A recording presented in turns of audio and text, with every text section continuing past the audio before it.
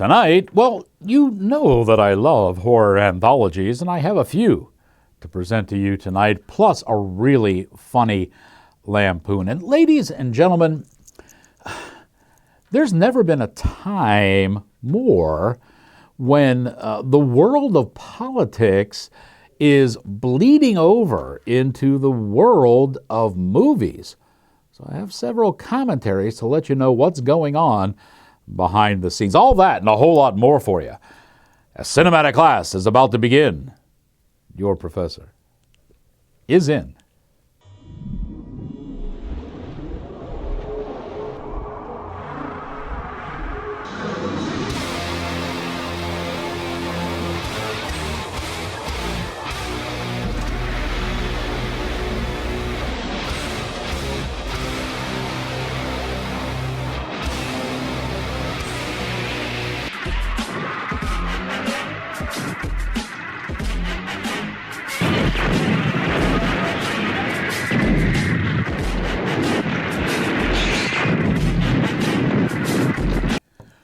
Greetings, salutations, and other sundry affair.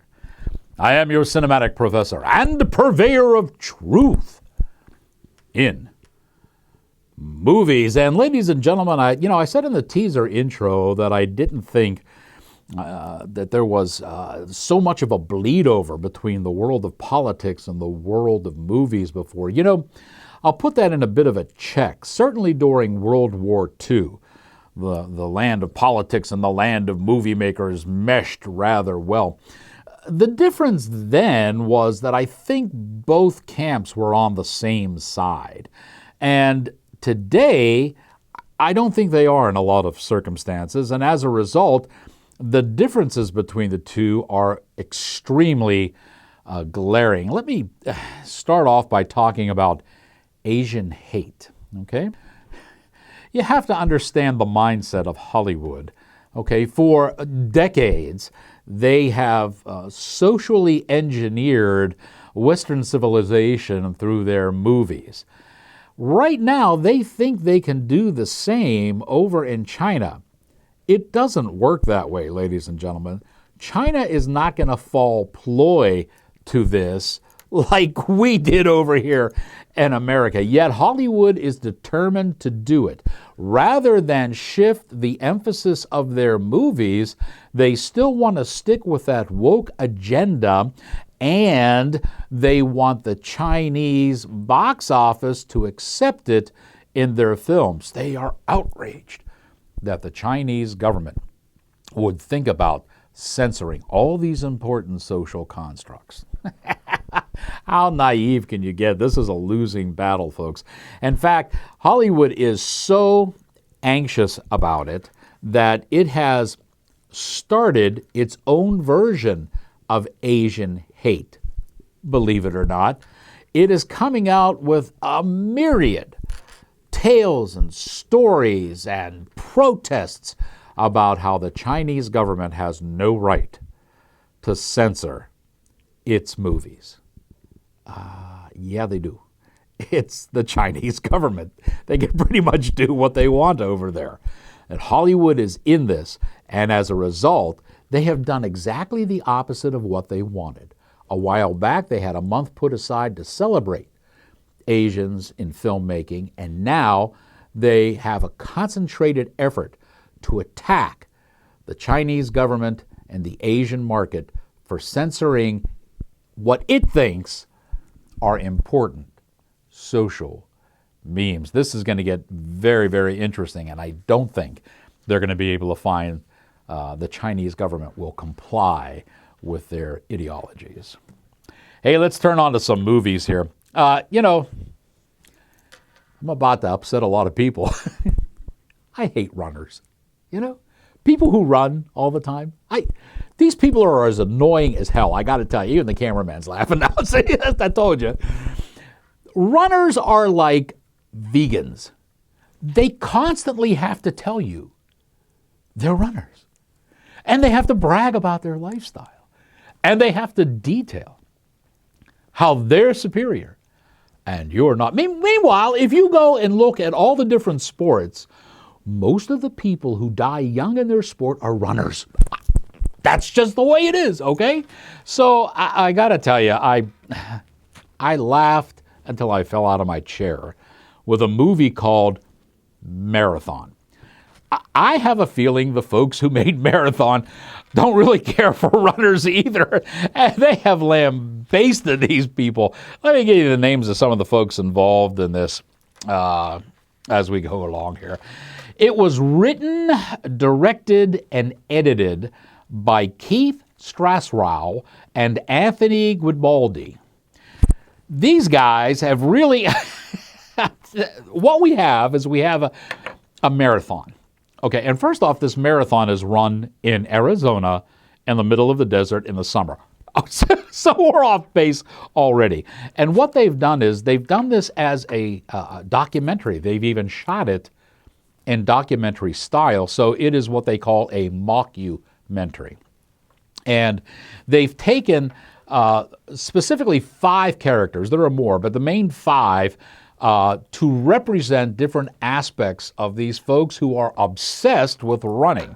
For example, we have a mom who can't cope with household work and being a mom and uses running as a way to try to escape from her responsibilities. We have a very un-PC, a Latina girl who decides she's going to join the marathon, and she does it by just binging out on snack foods and junk foods, and she's just living La Vida Loca and no training. That's her training for the marathon. We have, again, it's very un-PC, but we have a black guy who is entering the marathon because every time he walks out of his house, he's being chased by the white cops in the neighborhood, so he naturally has learned how to run. And finally, we have Running Bananas. I'm going to leave it at that. I'm not going to explain it anymore. You have to watch the movie to find out what I'm talking about. Some of the folks involved in this are Camilla Belforna, Tavius Cortez, and Andrew Hansen. Now, Hansen plays a character called Ed Clapp, and he is the head of the marathon. Folks, when you see this guy, for those of you that are old enough to remember, he'll remind you immediately of Wally Cox. That's exactly what he looks like. I got to tell you, I laughed like crazy during this movie. I contacted the company. I wanted to do an interview with the folks behind this, and it just didn't turn out. I think we would have had a blast if we'd have done it. So a hit and a miss on that one. But you'll still like this movie an awful lot. I thought it was put together very well. We're going to give it a rating of a B+. Mama. Jenna! You are not getting a shirt! They're for race finishers!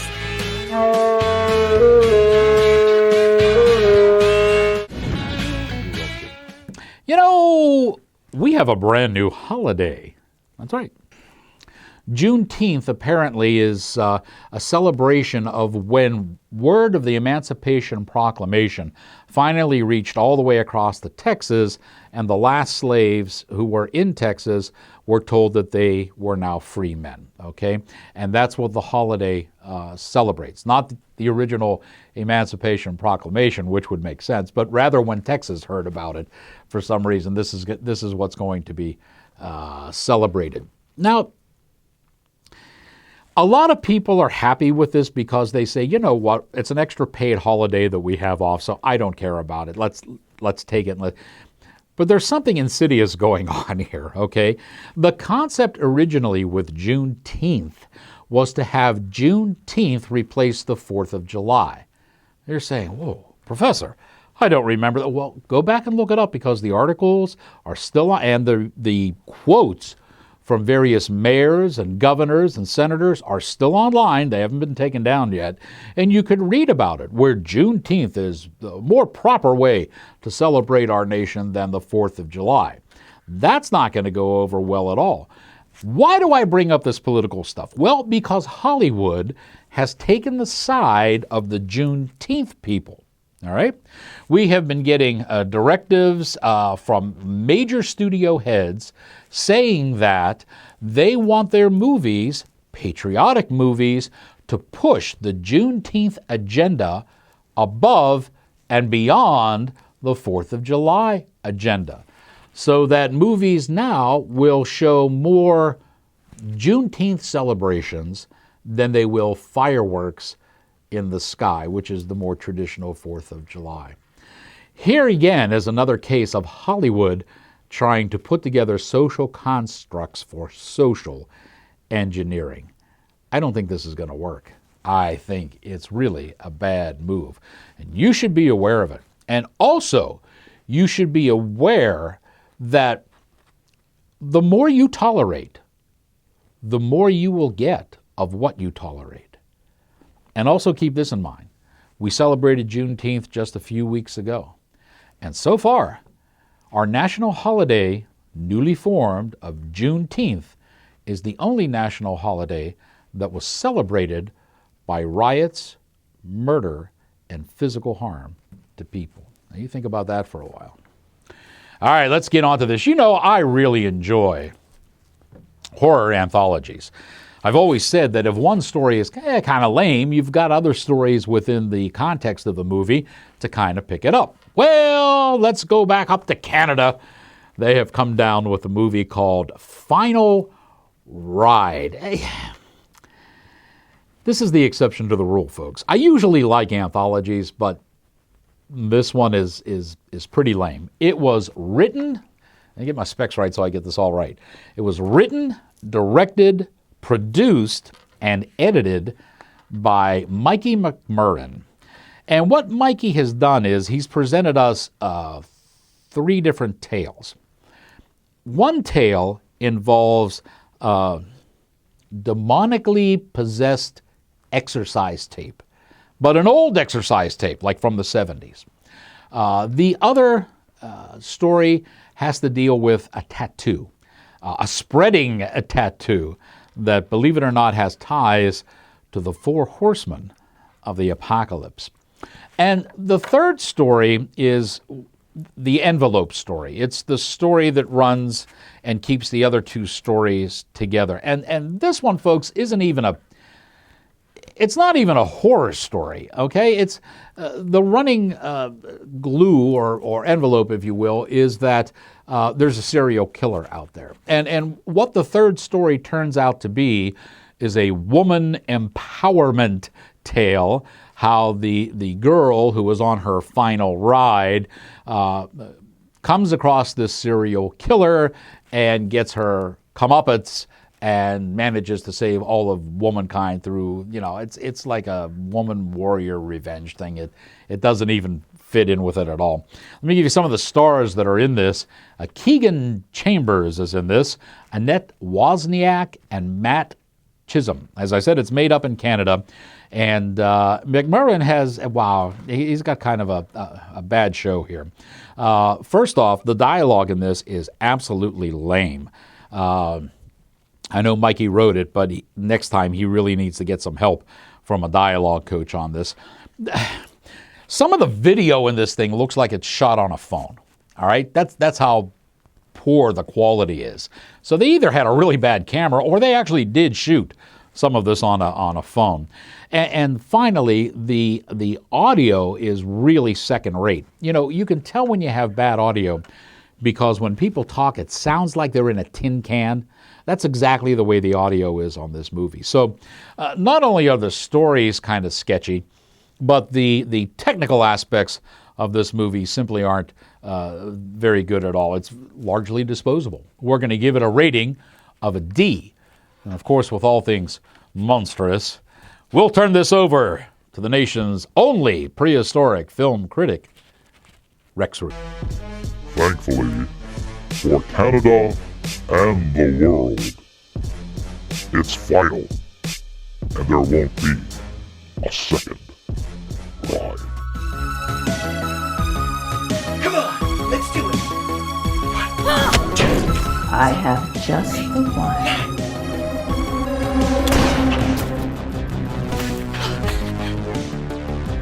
The house was vacant for years. Tattoo, it keeps spreading.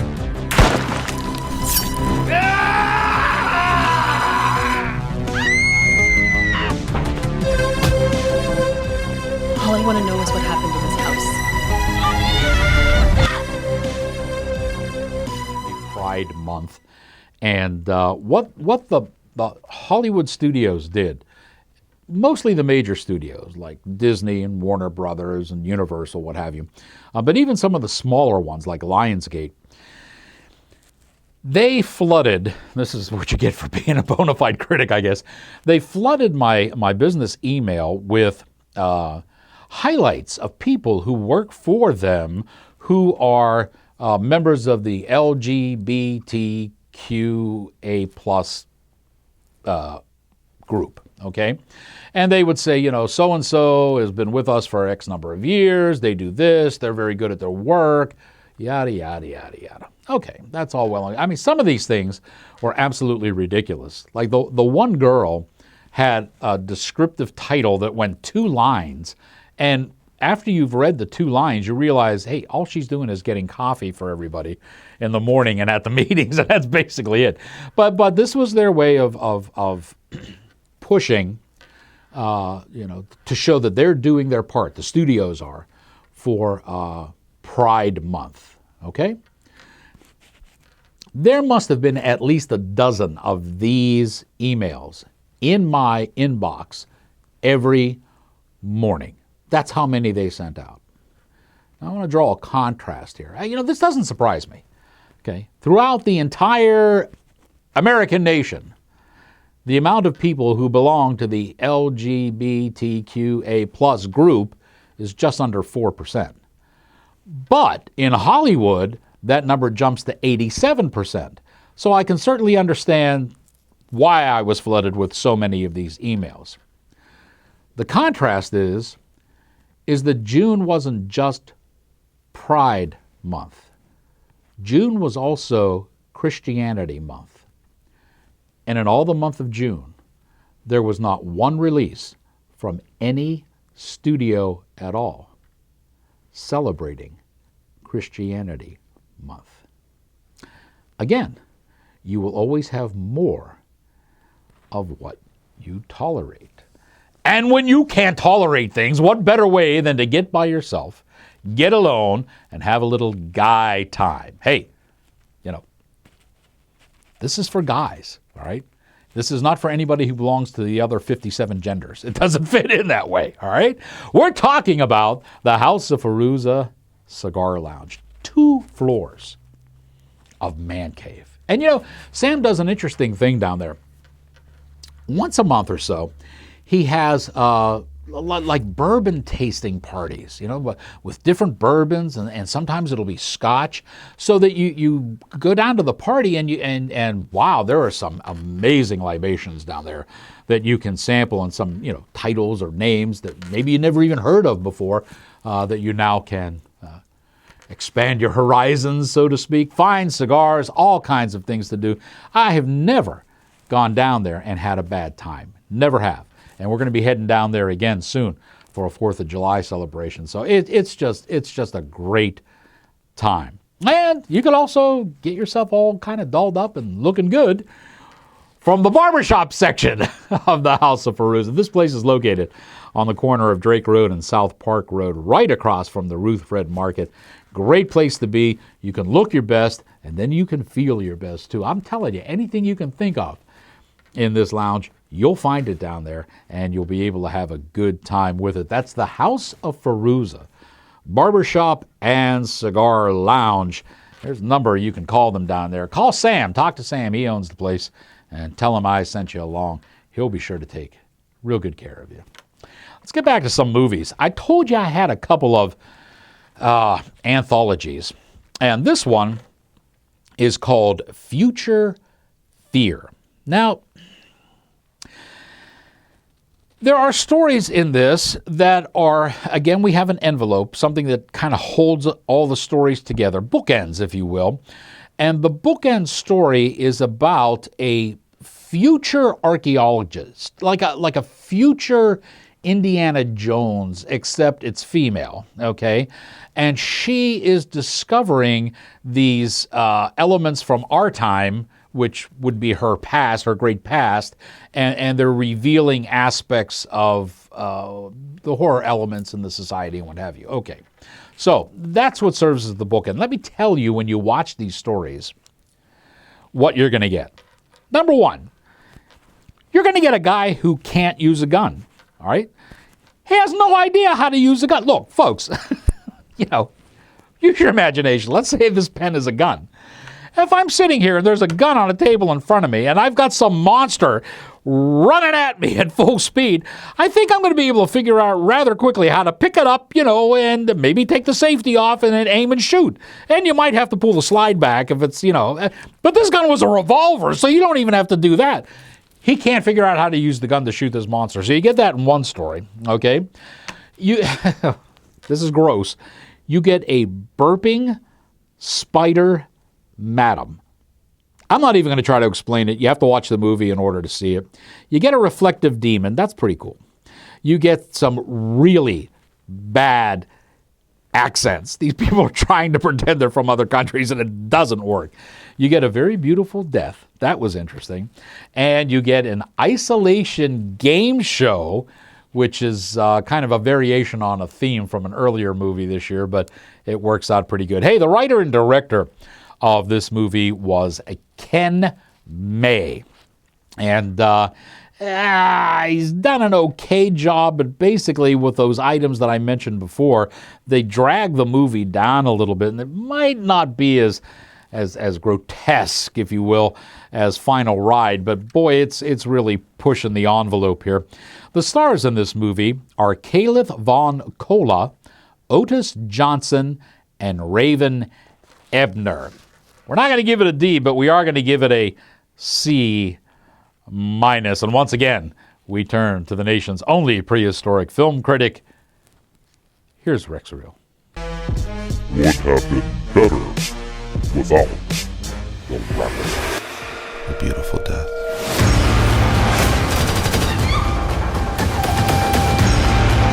If you ever want to see him again, we have to do this.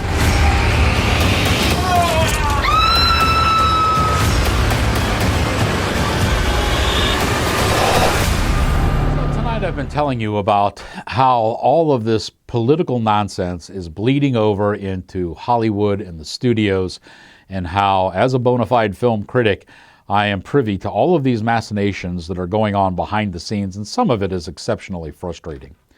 Well, I've got to tell you that I got myself in a little bit of trouble because I finally had enough of it, and I had to start saying things. Now, in the beginning of the show, I told you about the Asian hate thing, and they set aside a month. I don't know if it was the month of May or if it actually went May into June or whatever, but there was time set aside to celebrate Asian and Pacific American Asians, whatever, that whole group. And once again, they flooded my inbox. All of the studios did this, but probably the biggest were Disney and Warner Media. And, just singing the praises of, if an Asian person walked through their lobby, they were singing the praises on how they, are respectful of Asians and all this kind of stuff. And it was just so much hooey. And I'll tell you why it was hooey. It's because the Asian movie-making machine is very good. And from watching this show and watching my reviews, I'm a big fan of Asian cinema. I think they do a great job on a lot of their films. Not everyone's perfect, but then not every Hollywood film is perfect either. But by and large, they can put together a nice little selection of movies. And yet, the Hollywood studio machine will ignore those movies largely. All right? They even won't bother with them because they want their own distribution network and what have you, and they turn a back on them. So don't be hypocritical to the point where you're bragging to me about how you are inclusive of Asians and Pacific Asian Islanders, and then turn around and snub their cinematic efforts and trying to convince me that you're all inclusive. It doesn't work. So I started answering their emails by telling them just that. Okay? That's what I did. And They were upset, you know. But I got to tell you, if you take a look at those, you know, I got an awful lot of likes on those posts, especially on their social pages, that people realized that what I was saying was true, and they could see the phoniness there as it was. You know, look, no Asian hate here. That's why I wore my Bruce Lee shirt today, okay? A while back, I did an exclusive interview with director Simon West, and this guy is absolutely amazing. And during the pandemic, he decided to go over to China and make movies over there rather than sit around and wait for, you know, the latest edict from Lord Fauci. So we had a really nice interview over there. He talked a lot about the Asian cinema market and, you know, how he was helping the folks out over there.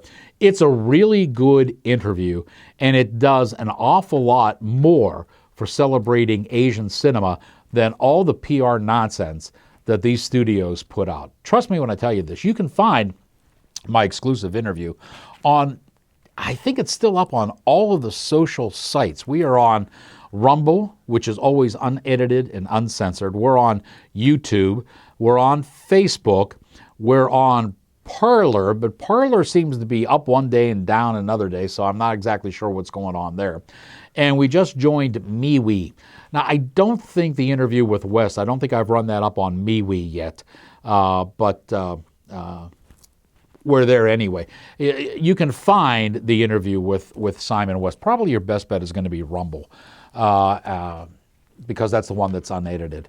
And it's probably the best way to celebrate the Asian cinema and Asian filmmaking, rather than reading these really trite and mundane press releases that the studios are putting out, trying to convince us, you know, that they're all about Asians when they ignore their films absolutely completely. It's just, it's the hypocrisy that eventually gets to you.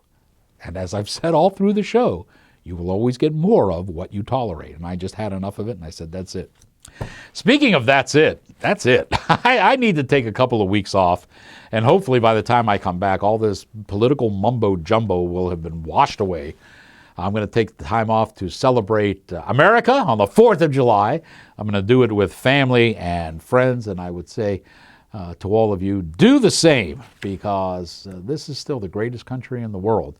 And regardless of who bitches and moans, you know, you want to be here more than anywhere else. Coming up for the next show, we have a brand new movie with Christina Ricci. I like her, and this one is kind of interesting. We have a new drama bio, if you will, on Meyer Lansky. Scarlett Johansson is coming out in Black Widow, and in fact, tomorrow, the day after I'm taping the show, I have an exclusive interview coming up with some folks in Hawaii who have made a game based on a popular movie. It's kind of interesting. I played one of the games, and it's a little bit frustrating, I gotta tell you, but I have an exclusive interview with how they adapted the game from the movie and what their plans are in the future. It's kind of an interesting thing. You can play online or actually play from a box or what have you. It's kind of cool stuff. You can look for that online as well. Lots of things going on. And hopefully we won't have to bring in any more of this political nonsense, because it's mind-numbing. So now that you have learned what you have learned, here endeth your lesson.